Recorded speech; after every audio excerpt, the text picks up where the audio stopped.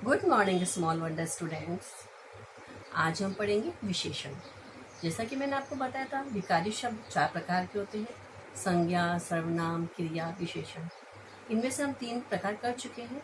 आज हम उसका चौथा भाग विशेषण करेंगे। संज्ञा और सर्वनाम की विशेषता बताने वाले शब्दों को हम विशेषण कहते हैं। विशेषण का प्रयोग करने से भाषा में सुंदरता बढ़ती है, उसमें यथार्थता आती है।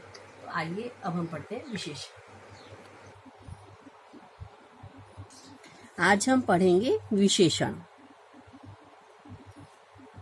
विशेषण सबसे पहले हम देखते हैं कि विशेषण कहते किसे हैं, विशेषण का शाब्दिक अर्थ क्या होता है। तो विशेषण का शाब्दिक अर्थ है विशेषता उत्पन्न करने वाला, अर्थात जिन शब्दों के द्वारा विशेषता उत्पन्न होती है। ये भी कह सकते हैं जिन शब्दों के द्वारा संज्ञा या सर्वनाम शब्दों की विशेषता बताई जाती है या प्रकट की जाती है, विशेषण कहलाते हैं। जैसे कि हिंदी के नए अध्यापक श्री तरुण गुप्ता हैं। तो यहाँ पर देखिए आप, वे परिश्रमी हैं, वे स्वच्छ वस्त्र पहनकर आते हैं, उनका रंग गोरा है। तो बच्चों, आप देखा यहाँ पे सभी वाक्यों के अंदर नए, परिश्रमी, स्वच्छ और गोरा, यह सभी शब्द संज्ञा शब्दों की विशेषता बता रहे हैं, प्रकट कर रहे हैं। यानी कि देखिए, नए शब्द विशेषता बता रहा है अध्यापक की कि श्री तरुण गुप्ता कैसे अध्यापक है, नए अध्यापक हैं। वहीं पर परिश्रमी है, यहाँ पे वे शब्द यहाँ पे सर्वनाम है और सर्वनाम शब्द की विशेषता प्रकट कर रहा है कि वे परिश्रमी हैं। अब आगे देखिए, वे स्वच्छ वस्त्र पहनकर आते हैं। यहाँ पे स्वच्छ जो शब्द है वो वस्त्र की विशेषता बता रहा है कि वे कैसे वस्त्र पहन के आते हैं, स्वच्छ। अब ये जो गोरा शब्द है वह रंग की, अध्यापक के रंग की विशेषता बता रहा है कि वे गोरे हैं, यानी कि वह बता रहा है कि उनका रंग गोरा है। इस प्रकार से हमने देखा ये सभी शब्द संज्ञा शब्दों की विशेषता बता रहे हैं। तो हम कह सकते हैं कि संज्ञा और सर्वनाम शब्दों की विशेषता प्रकट करने वाले शब्दों को कि विशेषण कहते हैं। अब हम इसकी विशेषता देखेंगे। देखिए, संज्ञा और सर्वनाम शब्दों की विशेषता बताने वाले शब्दों को विशेषण कहते हैं। अब हम पढ़ेंगे विशेष्य। विशेष्य के विषय में पढ़ेंगे। विशेष्य क्या होता है उसके बारे में हम पढ़ेंगे।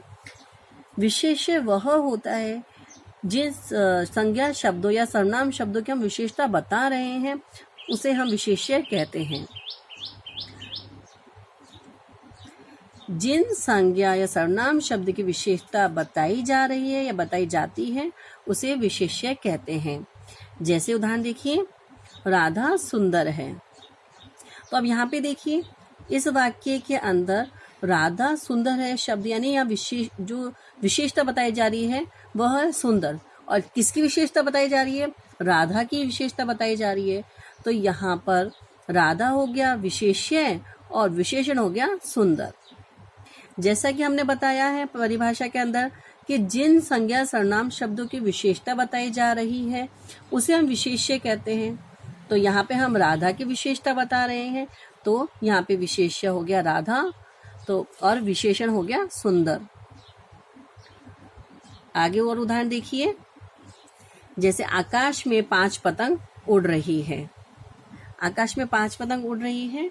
अब इस वाक्य में हम देखेंगे पतंग जो शब्द है उसकी विशेषता है कि वह 5 है, यानी कि यहाँ पर संख्यावाची विशेषण है। तो यहाँ पे विशेष्य हो गया पतंग और विशेषण हो गया 5। तो जो हम ये कह सकते हैं जिन शब्दों की विशेषता बताई जा रही है वो विशेष्य है, और जिन शब्दों के द्वारा हम विशेषता बता रहे हैं वो विशेषण कहलाता है। अब आगे देखिए, एक और उदाहरण देखते हैं हम। यह इमारत ऊंची है। तो यहाँ पे इमारत की विशेषता क्या है कि यह ऊंची है। तो यहाँ पर विशेष्य हो गया इमारत और विशेषण हो गया ऊंची। इस प्रकार से आपको समझ में आ गया होगा कि विशेष्य क्या है और विशेषण क्या है। अब हम पढ़ेंगे प्रविशेषण के विषय में। प्रविशेषण क्या है?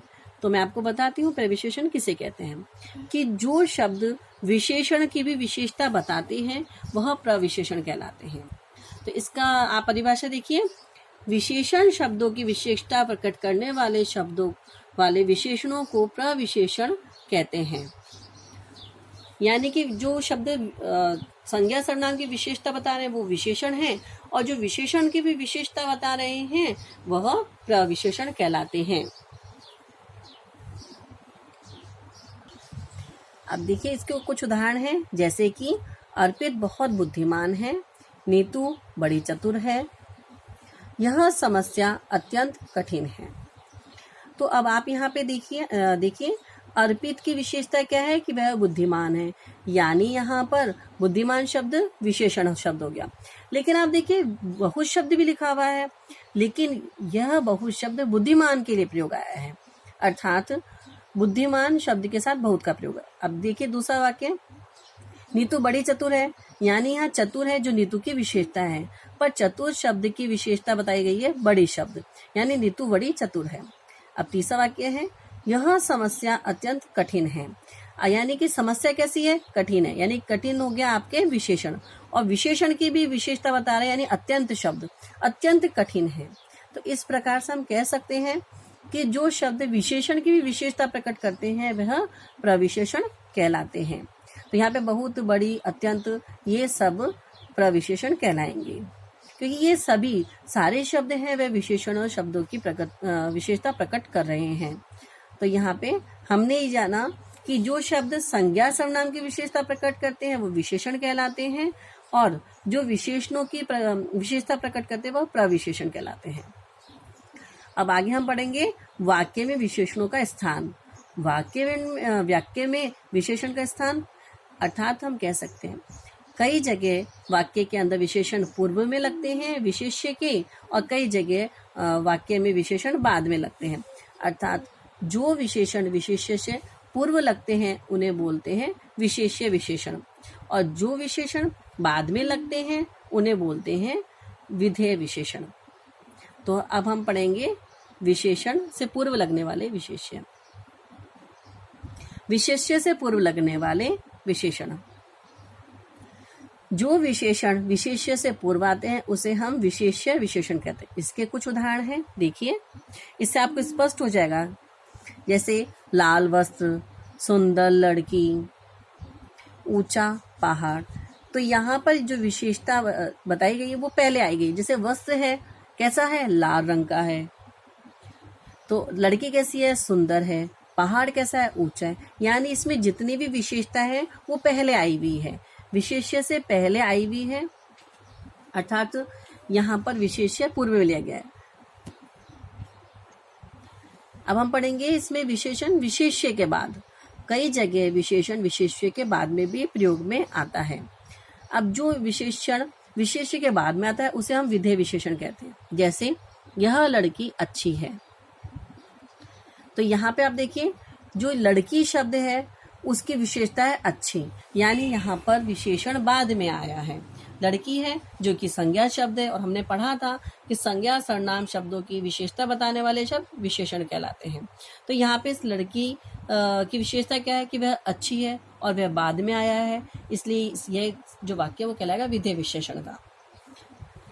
लड़की शब्द इसमें विशेष्य है और विशेषण हो गया इसमें अच्छी।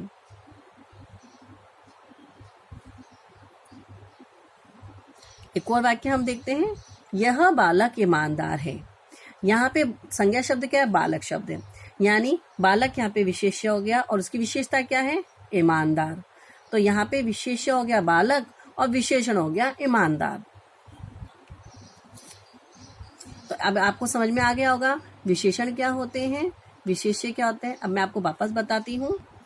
यानी हम कह सकते हैं, आपने अभी तक क्या पढ़ा कि जो संज्ञा और सर्वनाम की विशेषता बताते हैं वह विशेषण कहलाते हैं, और जिन संज्ञा और सर्वनाम शब्दों की हम विशेषता बता रहे हैं वह विशेष्य कहलाते हैं। उसके बाद हमने पढ़ा कि जिन विशेषण शब्दों की भी विशेषता बता रहे हैं वे शब्द प्रविशेषण कहलाते हैं। फिर हमने ये पढ़ा कि कुछ शब्द पहले लगते हैं, कुछ बाद में, यानी कुछ विशेषण पहले लगते हैं और कुछ विशेषण बाद में लग सकते हैं। तो यह था हमारा विशेषण। अब आगे हम पढ़ेंगे अगली कक्षा में विशेषण के भेद। धन्यवाद।